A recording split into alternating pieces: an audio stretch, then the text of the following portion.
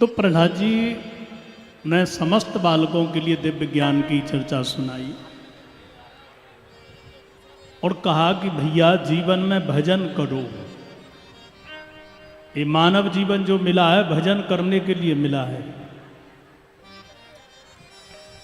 बोले भजन तो बुढ़ापे में करेंगे। बोले नहीं नहीं, क्या हमको सर्टिफिकेट मिला है कि हम 100 वर्ष के होंगे, 80 के होंगे, 60 के होंगे? इसलिए आप भजन को बालापन से करो। कौमार आचरे प्राज्ञो धर्मान भागवतानि दुर्लभम मानुषम जन्म तदप्य द्रवमर्थदम। भैया भजन कुमार अवस्था, कुमार अवस्था का अर्थ है आप 5 वर्ष के पूरे हो गए, 6वीं वर्ष से ही भजन करना प्रारंभ कर दो। जैसे ही विद्यालय में जा रहे हो उसी समय से भजन प्रारंभ करो।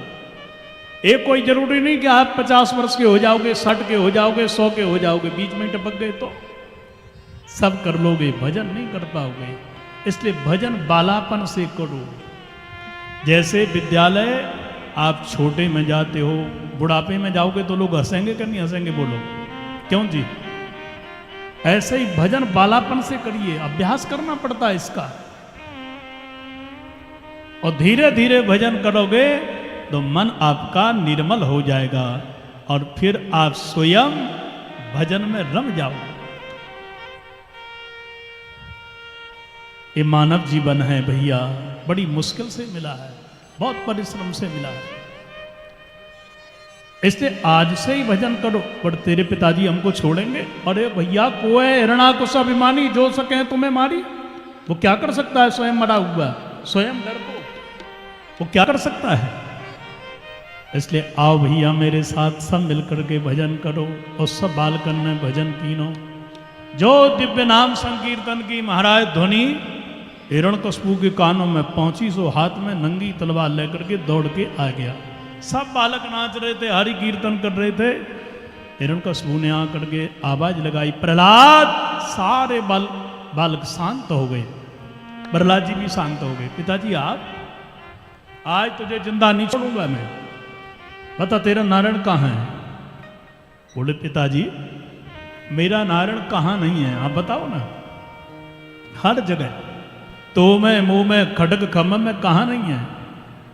मेरे राम कैसे हैं? आप मेरे ठाकुर जी के विषय में पूछ रहे हो? अरे वो कहाँ नहीं, आप ही बताओ ना।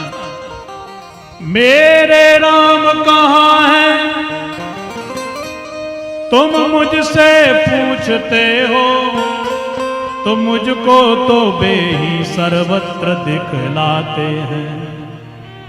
आप में है, आपके प्रलाप में है, खंभ में है, वे ही आपको प्रताप में लखाते हैं। कहाँ नहीं है वो? हर जगह आप में है। आप पिताजी हाथ में तलवार लियो ना, ये उन्हीं परमात्मा की कृपा से, उनके बल के कारण ही लिए हुए हो। आपके प्रताप में है, खंभ में है। हिरण्यकशिपु ने कहा खंभे में है? बोले बिल्कुल है। तो पिताजी मुझे क्यों नहीं दिस रहा है? प्रहलाद जी बोले पिताजी आपको मोतियाबिंद है कि आंखों की रोशनी चली गई है, अब ये तो मैं नहीं जानता, पर हाँ मुझे वो परमात्मा दिस रहे हो। तो क्यों दूसरे हो? हाँ दिस रहे हो। सज्जनों, हिरण्यकशिपु ने गुस्से में, क्रोध में आकर के एक मुष्टक प्रहार किया। वो खम्भा फट गया और उसी खंबे से भगवान श्री नृसिंह बन के निकल पड़े। बोलो नृसिंह भगवान की। ठाकुर जी प्रकट हो गए। गगल गणगणान्यो खंभ फाटो चरचराय निकसो नरनाहर रूप अति भयानो है। क्या गर्जना दिव्य कड़ी महाराज। पहले तो ये हिरण्यकशिपु डर गया, बोले नहीं जो डरा वो मरा, इसलिए नहीं डरूंगा नहीं। घोर संग्राम करते हुए सायकालीन की बेला में भगवान ने पकड़ करके, खींच करके, जंघे पर रख करके दरवाजे पर लेके पहुंच गए। हिरण्यकशिपु बोला तुम मुझे मारोगे? भगवान ने कहा कि आई तो इसीलिए, अच्छा पर मुझे नहीं मार पाओगे, क्यों?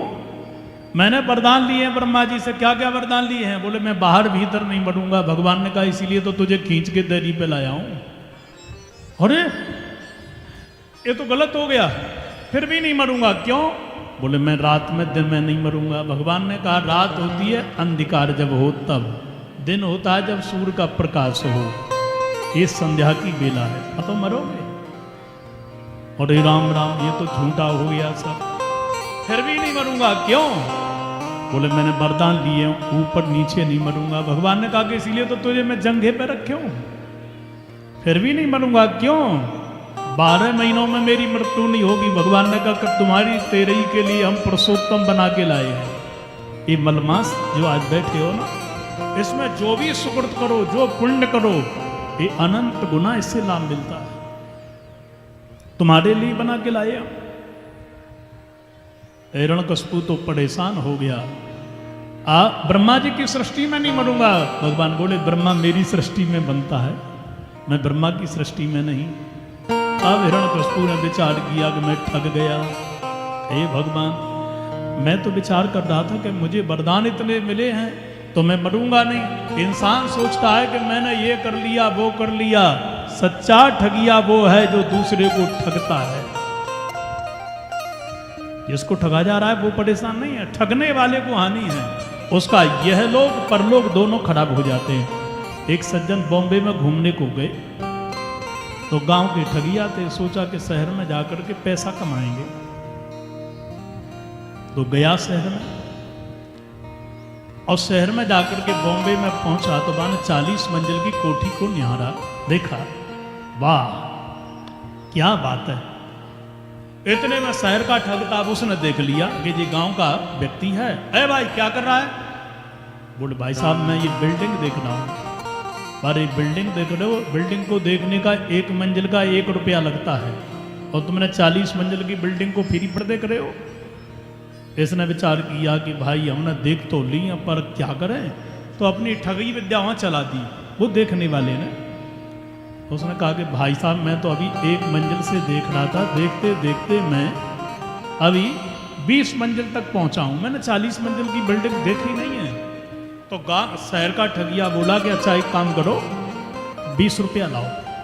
सुबह ने 20 टका निकाल करके गांव के ठगिया ने शहर के ठगिया को दे दिए। आश्चर्य की बात देखो, दोनों प्रसन्न हैं। गांव का ठगिया बोला वाह, सारे के मैंने 40 मंजिल देख लिए, पर दिए मैंने 20 ही रुपया, 20 तो बचाए ना। उससे ज्यादा शहर का ठगिया प्रसन्न है। बात 1 रुपये नहीं लगता, सड़क किनारे बिल्डिंग बनी है, पर मैंने 20 रुपये कमा लिए। दोनों प्रसन्न है। देखो यही स्थिति हमारी है। वो उसको ठग रहा है, वो उससे झूठ बोल करके ठग रहा है, आपस में ठगे जा रहे हैं। पर जिसने अपना ईमान बेच दिया वो सबसे बड़ा हानि में गया। इसलिए आज हिरण्यकशिपु सोच रहा था आज तक कि मैंने ब्रह्मा जी को ठग लिया, पर आज पता चला कि ब्रह्मा ने मुझे ठग लिया है। हे भगवान, भगवान ने अंत तो गत्वा अपने नखों के द्वारा इसके हृदय को फाड़ दिया और दिव्य ज्योति भगवान के शरणों में विलीन हो गई। हिरण्यकशिपु का उद्धार भगवान नृसिंह ने कर दिया। बोलो नृसिंह भगवान की